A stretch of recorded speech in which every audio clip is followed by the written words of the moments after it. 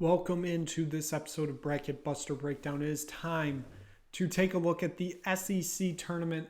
This one's being held in Nashville. It feels like this tournament's either in Nashville or like New Orleans or Tampa. I think it was in St. Louis at one point. It's a mixture of places, this tournament. Feels like it should be Nashville full-time, but not a lot of conferences do full-time tournament hosts anymore because there's more money to be made, apparently. So I don't think there's as much intrigue in this SEC tournament as there has been in previous years. I think we kind of got a good idea of what teams are good, what teams are bad. I don't think there's a huge, area for there to be, multiple upsets. But let's take a look at this bracket. So you're going to have 2 games on Wednesday. You're going to have the 4 games Thursday, 4 games Friday. You're going to have a semifinal Saturday, and a champion will be crowned on Sunday. So if we take a look at Wednesday, the first game of the day, that is Arkansas. And you may be saying, wow, like the Arkansas team that was in the Sweet 16 last year. Yep, that Arkansas team, obviously without the same cast of characters, they're going up against Vanderbilt. This obviously has been a less than stellar year for the Muss Bus in Arkansas. They haven't been great all year. They have some good wins though. They beat Texas A&M twice. They beat Duke. They kept Memphis close, if you want to consider that good. It's not great, but I find it hard to believe. I know that they just beat them like at the end of February, Vanderbilt did. I find it hard to believe that it can happen again. So I'm going to take Arkansas here.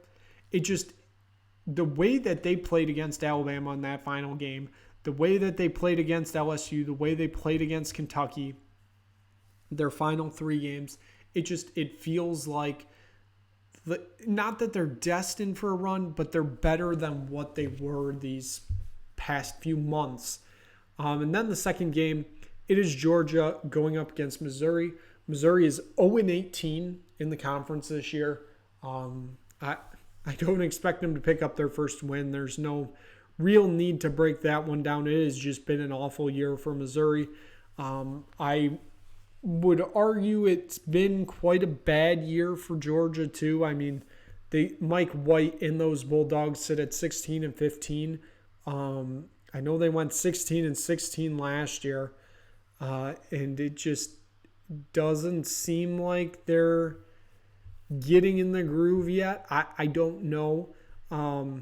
At one point they looked really good, in November and December, and then January hit and they just plummeted. They fell apart, but they still get the win here.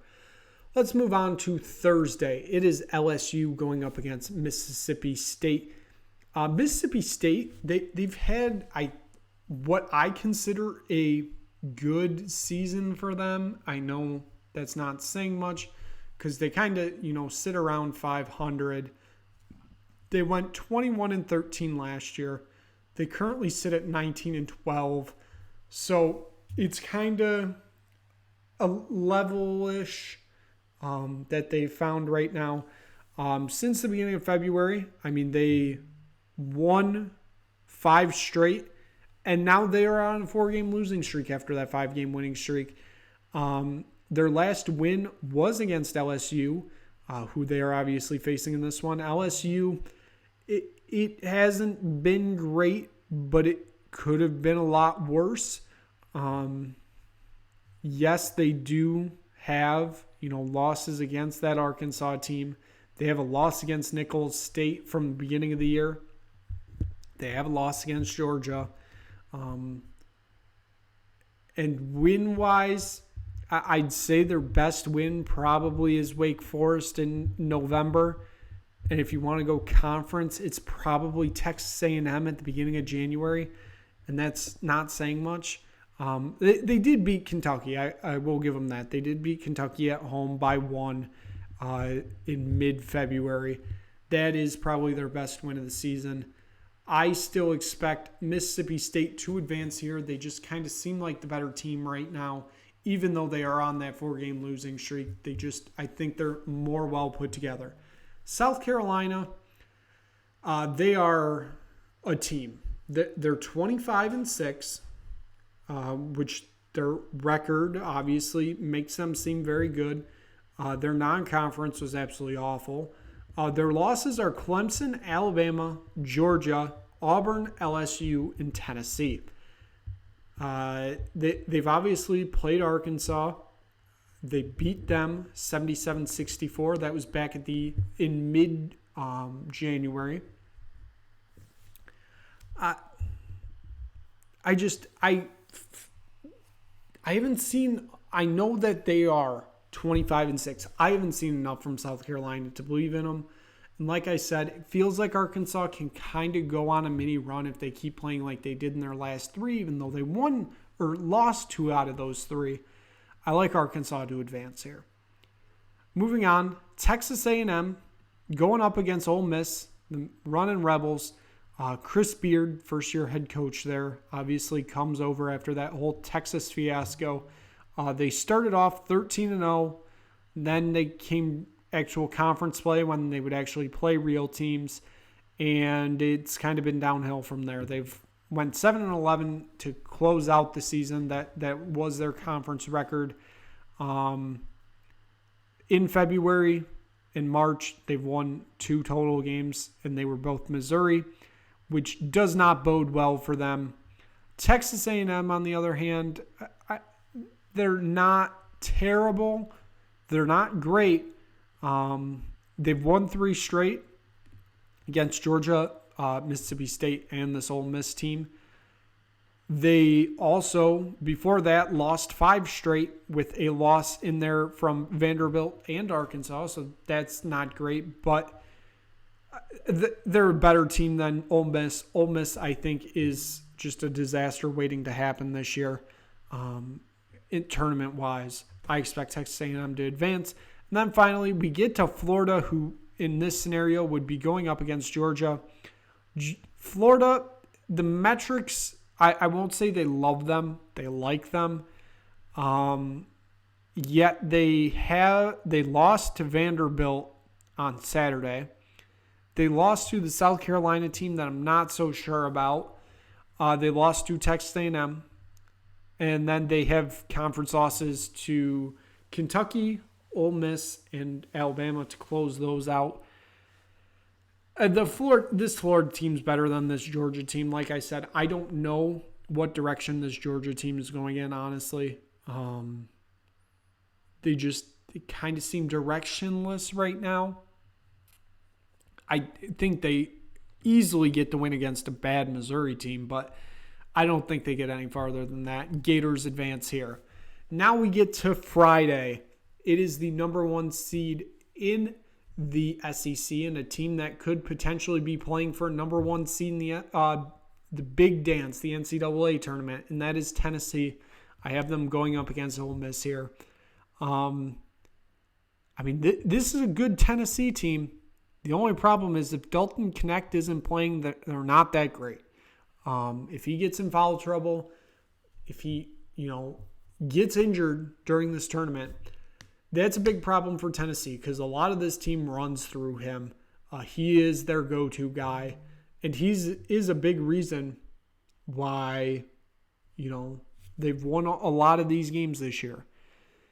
I expect Tennessee to advance here. I think that they're better than Mississippi State kind of by a lot, but you can also look back and say, hey, the one time they faced off this year, Mississippi State walked away with a 77-72 victory. Now, I could also reply to that. That was on the road. Things happen. But still, I think Tennessee advance here. Dalton Knecht needs to have a very good performance in this tournament for Tennessee to go far. We move on. We move on to Auburn. They will face off in this scenario. Arkansas probably will end up being South Carolina, though. Still, I think the result ends up the same because Auburn, they are a very, very good team. The metrics really love them. And their loss-wise this year, I'll only say their true bad loss is Appalachian State, and even that's not a bad loss. The rest of them are pretty good for what they are. They're on a 3-game winning streak right now. Those 3 games being Mississippi State, Missouri, and Georgia. So obviously 2 of those teams are playing on Wednesday, but still this Auburn team seems built for March. Bruce Pearl has proven again and again that he can get these teams somewhere. I'd like Auburn to advance here. We move on to Kentucky going up against Texas A&M in this scenario. It could be Ole Miss, but I expect it to be Texas A&M. And this Kentucky team, this seems like it's a team that is rounding into form at the right time, ready to make a run. They don't play defense. I will be 100% honest. They do not play defense. Offense, though, it's very, very good. They're on a 5-game winning streak. They've won 7 out of their last 8. There was a point of the season where we were questioning if Kentucky was even going to win or make the tournament. I think that was kind of overblown, but here we are. And like I said, this Kentucky team, if you just take a look at some of these scores, it kind of shows what I'm talking about with no defense. February 24th, so this is going to be the 5-game winning streak. Alabama, they played them at home. They won 117-95. They played Mississippi State on the road. They won 91-89. They played Arkansas at home, won 111-102. They played Vanderbilt at home. They won 93-77. And to close out the season on Saturday, they played at Tennessee. They won 85-81. And that game was really telling for me because I said if they can win this game, they can slow down Dalton Knecht. I think they have a chance of making a run. They did. I expect Kentucky to advance here. And then we get to Alabama. The curious case for Alabama, because this has not been like the best Nate Oates team we've ever seen. They still have 10 losses this year. They went 21-10, and 5 of those losses were in the non-con. 5 of them were in the conference. The losses in conference were Tennessee, Auburn, Kentucky, Tennessee again, and Florida. I mean, those aren't bad losses. The problem is 2 of them were in the last 3 games, and that was the Tennessee, the second one in Florida, and they barely beat Arkansas in overtime. It does worry me a little that, they're not doing great right now, but this also does seem like a team that just, they're good. They're better than Florida. They'll be fine. They advance on to the semifinals. So in the semifinals, I think we have a very good Final Four here. Can produce 2 very good games and a very good conference championship game, no matter which way you mix it around. You have Tennessee going up against Auburn.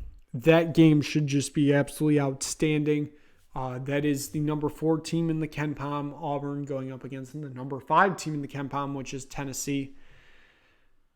And these 2 teams just played at the end of February, on February 28th, and it was Tennessee walking away with a 92-84 victory in that one. It would be such a close game. It's hard to predict. I personally see Tennessee advancing. I expect big performances from Dalton Knecht in this tournament. If he doesn't perform, this team doesn't go this far, if we're honest. They don't. But I have Tennessee advancing here. And then in the battle of Kentucky versus Alabama, like I kind of said, it feels like this team is rounding into form. We just saw these teams play on February 24th, and Kentucky kind of controlled that game. I expect Kentucky to advance to the final there. And then we get a rematch of what we just saw on Saturday, and it was just a perfect game of basketball in Knoxville, Tennessee, between Kentucky and Tennessee. Kentucky walked away with the 85-81 victory. They also played at the beginning of February, and it was Tennessee walking away with a 103-92 victory. So the road teams have actually won both times, compared to usually when it's the home teams winning both times. In this grudge match in Nashville, I mean, that's going to be a lot of burnt orange. Well, not burnt orange because that's Texas, but there's going to be a lot of orange there. But I expect Kentucky to play the spoiler. I expect, to see a big performance from, a lot of those Kentucky players like Rob Dillingham, Antonio Reeves, Reed Shepherd. I expect big performances from those guys. They find a way to win the SEC. John Calipari wins the tournament once again somehow. Maybe this bounces them up to a 2 seed. I don't see it happening probably, though. I think they're kind of just at that 3 right now. I don't see them moving far off of it. In Tennessee, they'd have to win this tournament to be a 1. They're most likely going to be a 2, though. So that is going to wrap up this SEC tournament preview. So thank you so much for watching. If you just stumbled across this video, click like, click subscribe, tell anybody you know about it. Go back and check out the Big 12, the ACC, the Big 10, the Big East, the Pac-12. Go check out all those tournament previews. We're going to be popping in here and there. Probably before the bracket's announced. After the bracket, we'll do a full breakdown of all of that. It should be an enjoyable time here at the Nick Bird Sports Network. And so for now, that's going to wrap it up. Thank you so much for watching, and we will see you again soon for another episode of Bracket Buster Breakdown.